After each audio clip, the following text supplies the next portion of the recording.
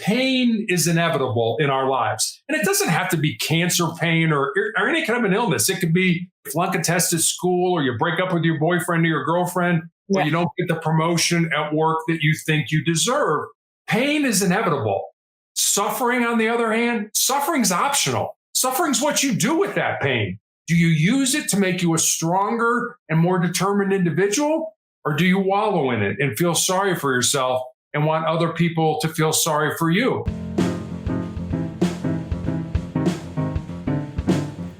Welcome to the Poison Honey podcast, where we discuss the bitter truths of life with raw vulnerability, honesty, and a dash of humor. I am your host, Manarak of Gray, and before we continue, I have a very quick announcement for you. I am in the process of revamping my podcast for season 3. So this includes giving it its own channel. So for the coming months, I will be re-releasing season 1 and 2. Season 1 is unfortunately only available in audio. I'm sorry, but the rest will be in video content, so stick around to see the evolution.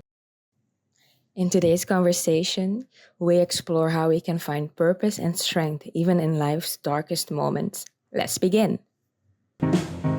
My guest today, Terry Talker, will be telling us about his experience from being diagnosed with a rare form of cancer in 2012, at which point he decided he could succumb to the debilitating distress and misery, or he can learn to embrace it and use it to become a stronger and better human being.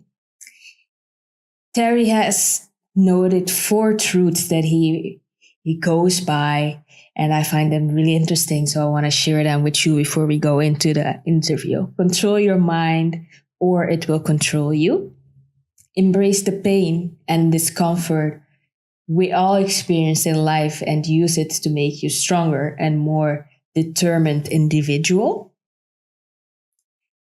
What you leave behind is what you weave in the hearts of other people. And at last, as long as you don't quit, you can never be defeated. Welcome, Terry. Manarak, thanks for having me. I'm looking forward to talking with you. Same here. I'm really excited to hear your story. So I think we can dig right in there. What is the personal story of vulnerability that you want to share with us? Sure, I'll kind of give you the condensed version, and then you can kind of pick a rabbit hole that you want to go down, and we can talk about whatever you like. So I was born and raised in Chicago in the United States. I'm the oldest of 3 boys. You can't tell this from looking at me or from my voice, but I'm 6'8" tall, and I played basketball at a military college here in the United States. And when I graduated from college, I moved home to find a job. I'm really going to date myself now, but this was long before the internet was available to help people find jobs. And fortunately, I was able to find that first job in the corporate headquarters of Wendy's International, the international hamburger chain. Yes. Unfortunately, so you're familiar? Okay. Unfortunately, I ended up living with my parents for the next 3.5 years as I helped my mother care for my father and my grandmother, who were both dying of different forms of cancer. Professionally, as I said, I started out in marketing at Wendy's. Then I became a hospital administrator. And then I made a major pivot in my life and became a police officer. And I worked undercover narcotics, undercover drug work. I was a SWAT team hostage negotiator. I started my own school security consulting business. I coached girls' high school basketball. In 2019, I didn't make a very good decision. I started a motivational speaking business right as the pandemic was kicking off. So didn't have a lot of opportunities to speak, but I morphed that into podcasting, to being a guest on folks like you and on their podcasts. So that was a way that I could continue to speak. And then I published my first book in 2020. And then I guess finally, my wife and I have been married for 28 years. We have 1 child, a daughter who's a graduate of the United States Air Force Academy and is an officer in the new branch of the military here in the U.S., the Space Force. Interesting. So does she go to space herself, or? No, she basically works with satellites, and that's about all I know because all the stuff she does is top secret. So I can imagine, yeah. She can't tell me anything or tell my wife anything. So it's like, oh, okay, hope you're having fun. Right. Tell me a little bit more about the period of time taking care of your parents. It was your father and your grandmother, you said, yes. That died of cancer. Can you tell us a bit more about this period in your life? Sure. So, I was all set to make my mark on the world with my newly obtained business administration degree when I graduated from college. And I was actually the first person in my family to graduate from college. And so, here I am, kind of all revved up and ready to go. And my father gets cancer and my grandmother gets cancer. And, my parents, if they did nothing else for us, and they did so much, was to instill in my brothers and I, the value of family, of being part of a family, of caring for each other, of loving each other, of supporting each other. So there was no way that I was going to, go off and do my own thing. I was definitely going to help my father and my grandmother. And it was not an easy situation. I would get up in the morning, and the first thing I would do was I would empty my father's urinal from overnight. And then I'd shower and eat breakfast and go to work. And then when lunchtime came around, I'd come home and help my mom dress my father, put him in the car, take him to his job, get him into his office. And then I'd go back to my job.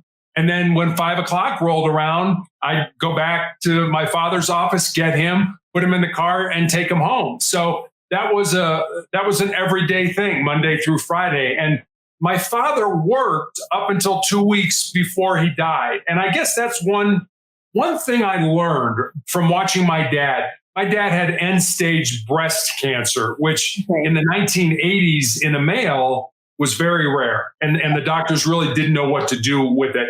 So they basically told him to go home and die. Right. But he lived for 3.5 years. And I think the reason he did is because he had a purpose. And that purpose was his job. And so I kind of tucked that in the back of my mind that, if you're in that situation, and we're all going to die someday, and hopefully it's not going to be a prolonged illness, but it was for my father, that you have to have a purpose. If you have to have something to do, something to look forward to. And when I got cancer, that's exactly what I've been doing. And it's things like this that kind of keep me going. Right. That's because when you said that you took your father to work, and I thought, wow, he's still going to. I mean, most people in this situation would be like bedridden, or like completely give up after hearing that news. And it amazes me that he continued working. What kind of work did your father do? He was in real estate, and that. So it was, he enjoyed meeting all different kinds of people and things like that. So it was fun for him. And like I say, I think you're right. If he would have stayed in bed, and he certainly could have, that he could have chosen to do that.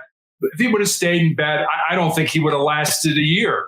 But because he had a purpose, because he was meeting new people, because he was engaged with life, then he was able to continue to go on. And he had a fairly good quality of life up until a few weeks before he died. Right. And so you also mentioned that you yourself now have cancer. Is it something that like runs in your family then? It kind of sounds. I know it sounds like it. Unfortunately or fortunately, no. I had all 88 genes that doctors either know of or suspect cause all forms of cancer. I mean, everything from breast cancer to colon cancer and everything in between. I had all those genes checked. I had a genetic test done, and I have no predisposition. I have no mutations in any of my genes, which sort of begs the question, why did I get this cancer? And my doctor can't give me an answer. I don't know why you got it, but you certainly have it. You have it, yes. And how long have you been living with the cancer? 10 years. 10 years. It's quite a while. And then, like, just to for me to imagine when you're getting this information 10 years ago, like, sir, you have a cancer. Like, did they give you, like they gave your father, a certain amount of time?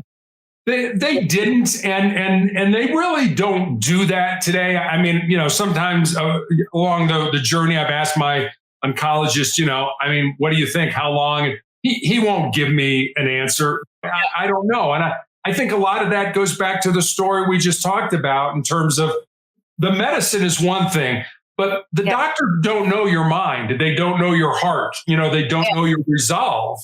And so they can't give you a number. I mean, they could say, hey, statistically this, and statistically I was lucky to have lived 5 years. So I've doubled that. But again, it's having a purpose. It's having something to do. That's fantastic that you are doubling, just going on. And I'm happy that they stopped this practice because I think it gives you extra added anxiety for no reason, because now, let's say you had so much planned and they gave you, I don't know, like 6 months or something, for example, and you're in such a panic. And I think it only makes the process go more rapidly, because your immune system is already affected, I guess, by the cancer. And with stress and all of these things, then it's only making it worse. So I can imagine. And I think it's very good that they changed this practice. So what do you do with your practice? Your business of coaching. 2019, I decided to be a motivational speaker, and so I was all set to do that. I think I gave one speech, and then the pandemic shut everything down, and so I had to find a new way. And I know there have been a lot of people with this pandemic that have been affected that way, where they had just started a business or they're working in an office and stuff like that. And now everything's turned upside down. And now, I've got to figure out, I've got this brick and mortar building. Mm-hmm. Now what do I do? How do I deliver my goods when nobody's coming to that? And a lot of people went to the online version and things like that. And you just have to you have to work smarter. You have to be more tactical, I guess, for lack of a better word, to try to figure out how to do that. And so for me, it was podcasting. And I really kind of got into podcasting sort of just, it wasn't something I was consciously, I didn't even know about it. I mean, somebody contacted me and said, hey, would you be a guest on my show? And I'm like, what's a podcast? I don't know what that is, and I didn't. And it was really just kind of getting going. And so I said, sure. Then you and I talked, before we started to record, about how terrible I was when I first started. I wasn't comfortable being in front of the camera and doing all that stuff. I had all these notes I was reading. I was terrible. Right. But, like everything else in life, the 1.0 version is not nearly as good as the 2.0 version and the 3.0 version. We get better as we practice, as we do more things. We make mistakes, and that's part of life, making mistakes. I always when I talk about my cancer, I talk about how pain is inevitable in our lives. And it doesn't have to be cancer pain or any kind of an illness. It could be flunk a test at school, or you break up with your boyfriend or your girlfriend, or you don't get the promotion at work that you think you deserve. Pain is inevitable. Suffering, on the other hand, suffering's optional. Suffering's what you do with that pain. Do you use it to make you a stronger and more determined individual? Or do you wallow in it and feel sorry for yourself and want other people to feel sorry for you? I mean, a lot of people did that. A lot of people were like, you know what? This pandemic has taught me that I need to change things and I need to go a different route. Whereas other people, it's paralyzed them. It's, I can't do anything. Oh my God, this is horrible. I'm just going to sit on my couch and watch television all day or something like that. Yeah. That's two different ways of attacking the same problem. And so that's kind of, I just chose to grab onto the hand of faith as opposed to the handle of despair and doubt. So that's kind of how I've managed it for the last couple of years. In a way, it does come back to what you were saying earlier about having a purpose. When you're describing the two types of people, the kind of divide, that you have people with purpose that found a way to go on to do something with their lives, and other people, I guess, maybe were comfortable in the life that they had before and thought that this will just continue like this, and then this happens out of nowhere that no one was like expecting it to happen this way, and then you don't know what to do. So this is one of the things you teach then. Like, let's say if I came to you for advice, like how would that process be? What are the steps that you impose? It's hard for me to sort of make a generalization. I like to work with people individually, and I guess the way I look at it is I don't really do anything more than sort of guide you to the realization that you probably already know. I mean, I've always said that everything we need to be successful in life is already inside us. We just need to find it, pull it out, and use it for our benefit. But so many people want other people. And I've seen this in my cancer journey, where people just turn their lives over to a doctor and say, hey, whatever you say, that's what I'm going to do. Yeah. And I've never been like that. I mean, I want my life to be based on the decisions that I made, not the decisions that I didn't make or the ones that somebody else made for me. So I like to sort of help people come to their own realization. I don't want to give it to them. We all know what we're supposed to do, and we just maybe don't know how to get there. And I always talk about, especially with young people, if there's something in your heart, something in your soul that you believe you're supposed to do, but it scares you, go ahead and do it. Because at the end of your life, the things you're going to regret are not going to be the things that you did. They're going to be the things you didn't do. And by then it's going to be too late to go back and do them. And I think one of the problems people have is they're worried about what other people are going to say. I don't know if I want to do this because that person may not look at me as favorably, or I may fail, or somebody may laugh at me. Mm-hmm. Who cares?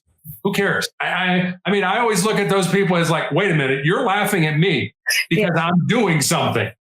You're not doing anything. Right. You can laugh all you want. I mean, I can care less what you think about me. I'm doing something, and by doing something, you're gonna get to where you need to go eventually. But people don't want to fail. But failure is a part, and it's a huge part of success. Nobody's successful. They just go out there and they're successful. They fail, and they fail often, right? And then they get there.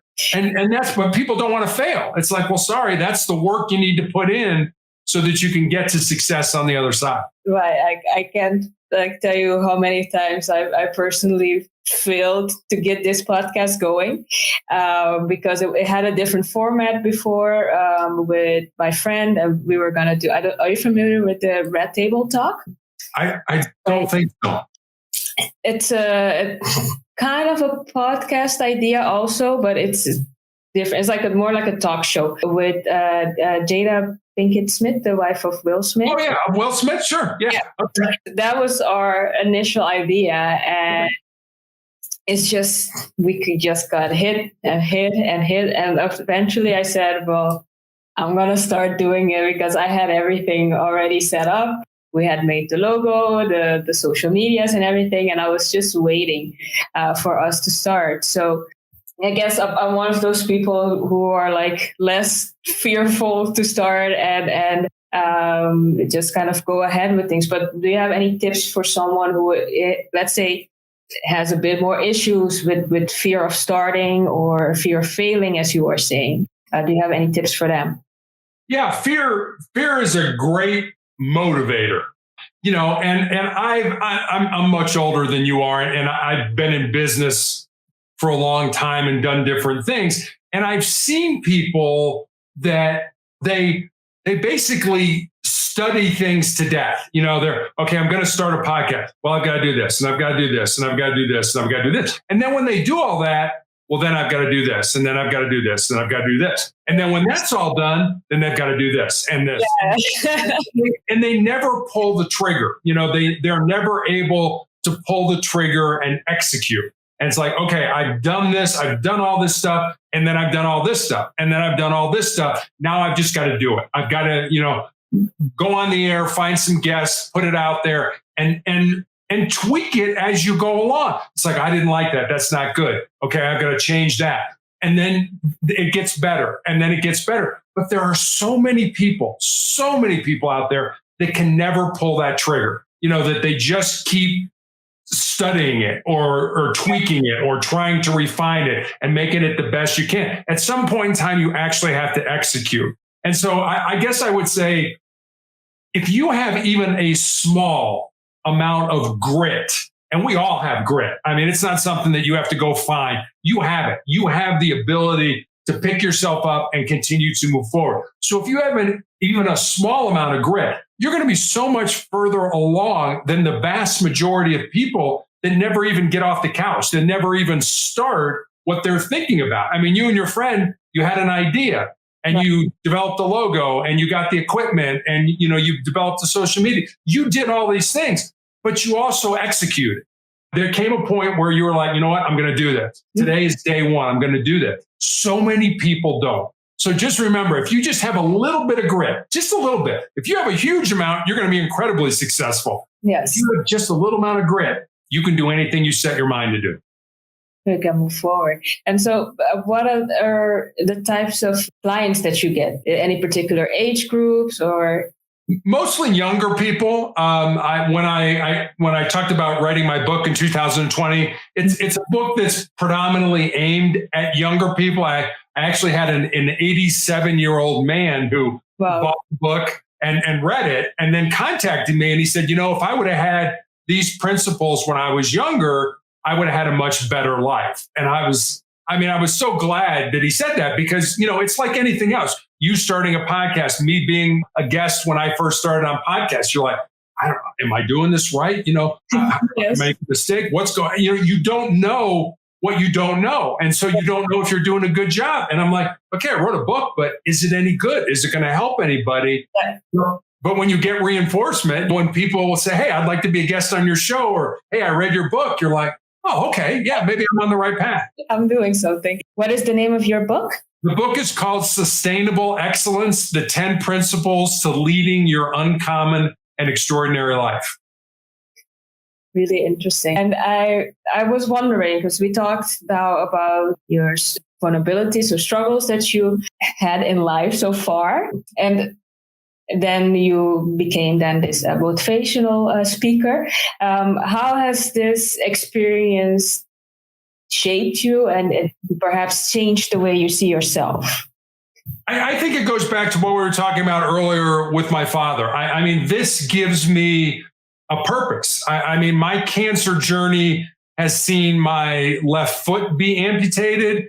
In 2020, my left leg was amputated. I've got tumors in my lungs now that I'm being treated for. And I think one thing that I guess I would like to tell your audience is that, when I started playing basketball, I was 9 years old and I played all the way up until I graduated from college when I was 21. And one of the things that I learned from team sports is the importance of being part of something that's bigger than yourself. And, you realize that if you're a member of a team, not only if you don't do your job, do you let yourself down, but you let your teammates down and your coaches down and your fans down and things like that. Right. And if you think about it, and I didn't really realize this until I developed cancer, the biggest team game that we all play is this game of life. And, I am on a clinical trial drug now for the tumors in my lungs that more than likely is not going to save my life.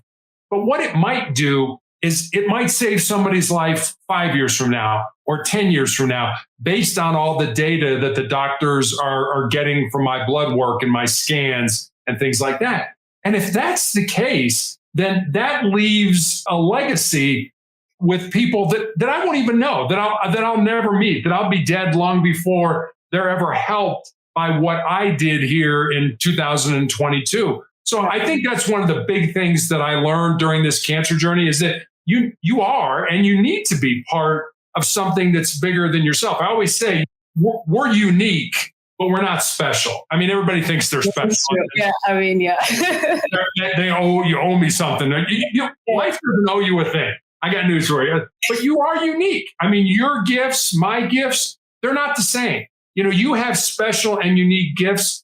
I have special and unique gifts that I need to use to find my purpose and live that purpose. So I guess that's one of the big things I learned is to be part of something that's bigger than yourself. Yeah, as you said, essentially, I thought maybe letting go of the ego in some sense, because we're so self-involved. I mean, I myself have that issue sometimes, right?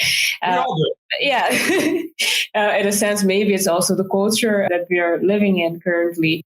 But yeah, I do agree that once you start using your talents and letting go of the ego a little bit and working together, that you come much, further. I'm thinking in Dutch for some reason today, but you get much further ahead working together than trying to do everything by yourself.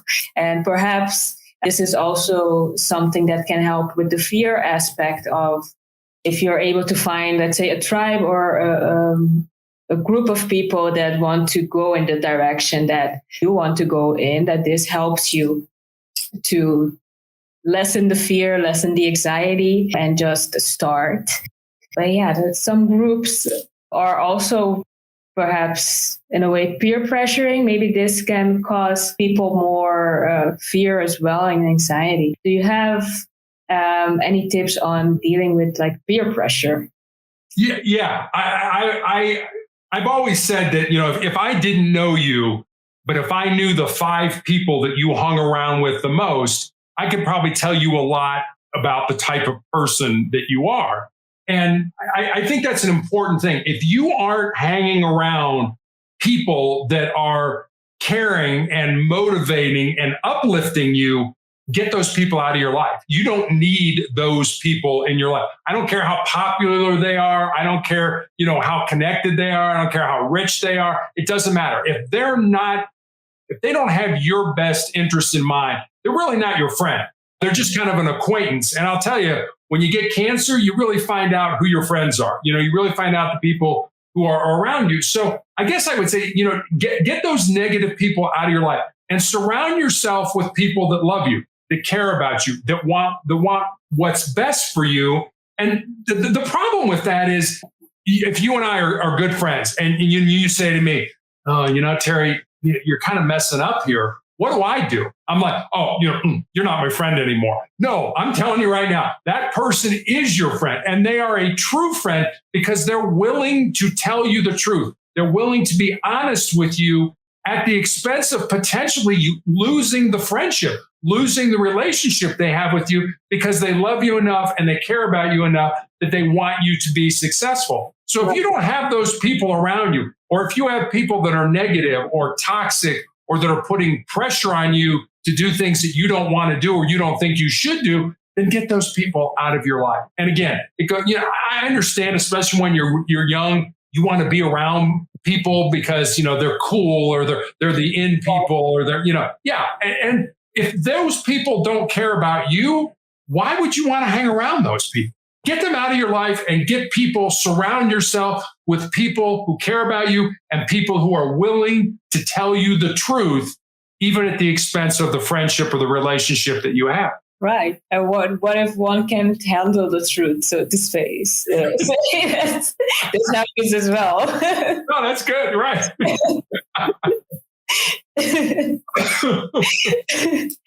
But yeah, so I guess there's different layers to it. They should tell you the truth, because I'm saying it because I've had fears in my time, in my lifetime, where people told me something and I couldn't. It's at that moment, that's not what I wanted to hear. Sometimes, I just want to be heard or something.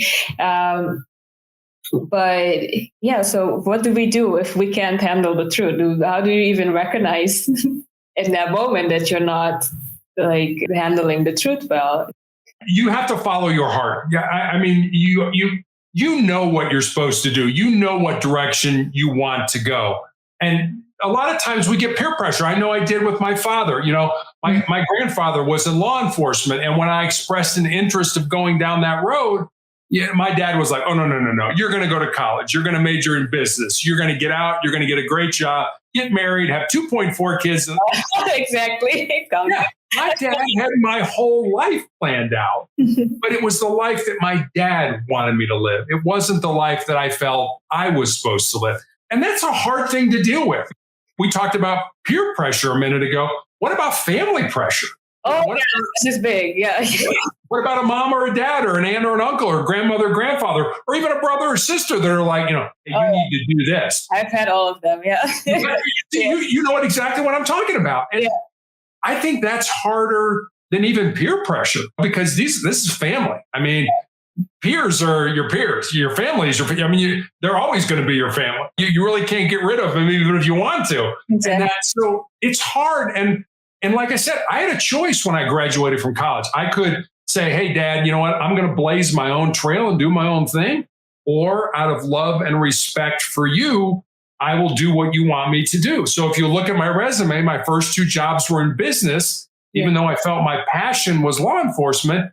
And I sort of joke, I did what every good son did. I waited until my father passed away and then I followed my dreams. So. Yeah. I'm a bit of a rebel in that sense. Like I try to do what they wanted me to do. And in some ways I did. Like I studied tourism because my older sister was like, well, why do you want to be an artist? Like you don't make money with that. Go into tourism because I grew up on an island in the Caribbean. So obviously tourism is like the big thing there.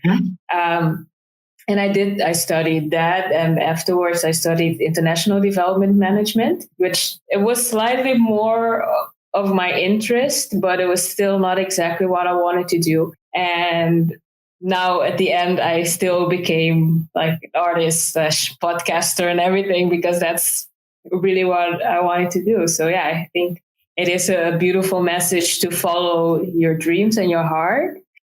I think do listen to the good people around you. You need to be able to identify who the good people are and what their intentions are. And I think that even if they tell you something and your heart still says, well, I really want to do this thing, that you need to have some kind of level of respect, mutual respect, that you can say, well, thank you very much for your opinion or suggestion, but I really feel X, Y, Z, and I will follow that. And I think if then you feel, then at least you feel doing something that you wanted to do. At least you tried to do that thing. I mean, to say, as you were saying, that we end up regretting the things that we don't do at the end of the day.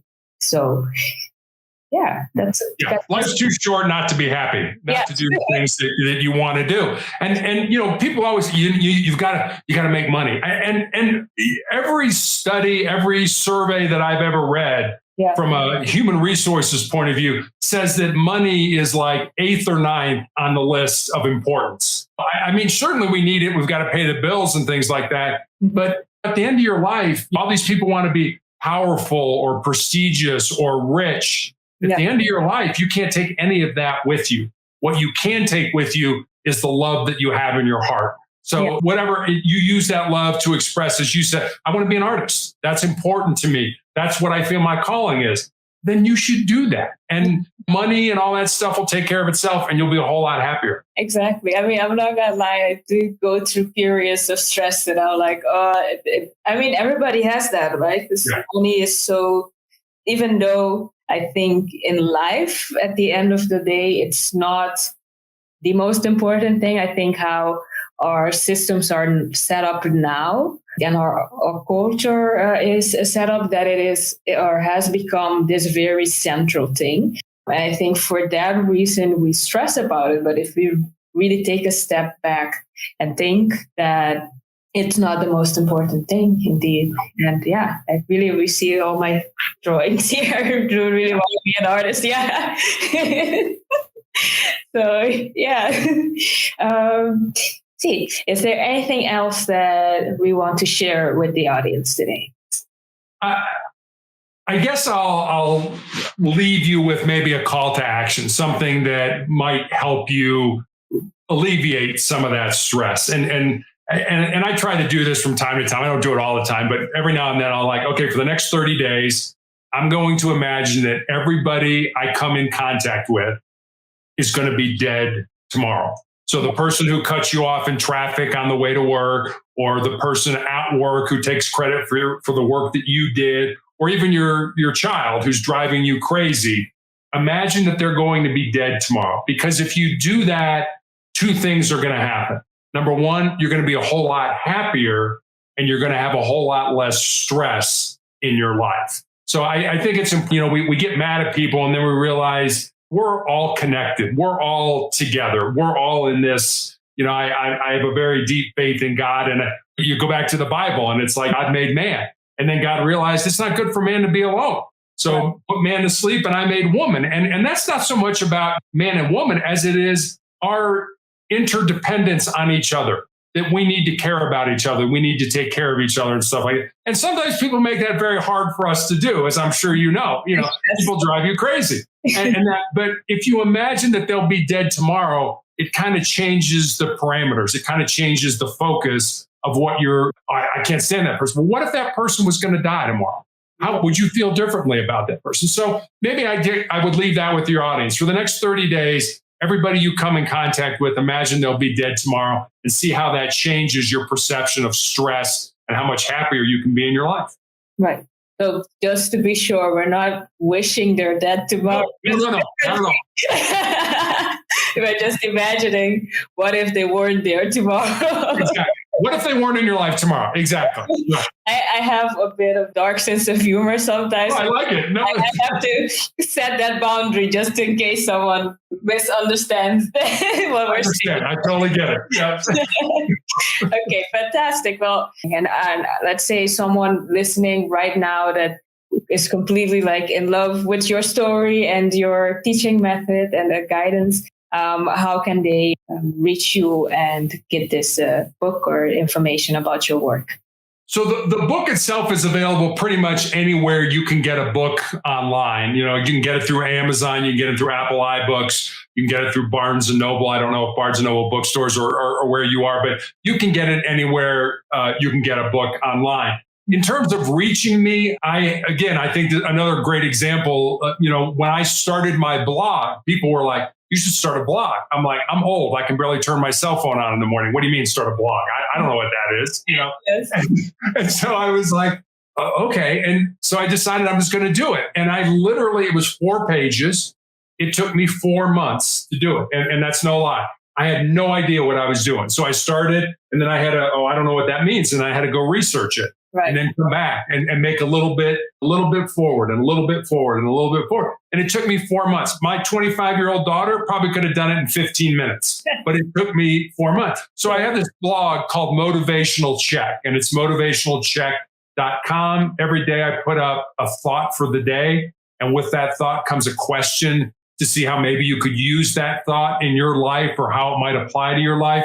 On Mondays, I put up the Monday morning motivational message, which a lot of times is a video or a story that's a little bit longer, but I realize people's time is at a premium. So, if you need a quick hit of inspiration or motivation, go to motivationalcheck.com. You can leave me a message there. You can actually get access to my book there as well, along with my social media sites. Definitely, they should be checking that out. And as we said before, you can find Terry on his blog. I will share all of the links when the episode is airing.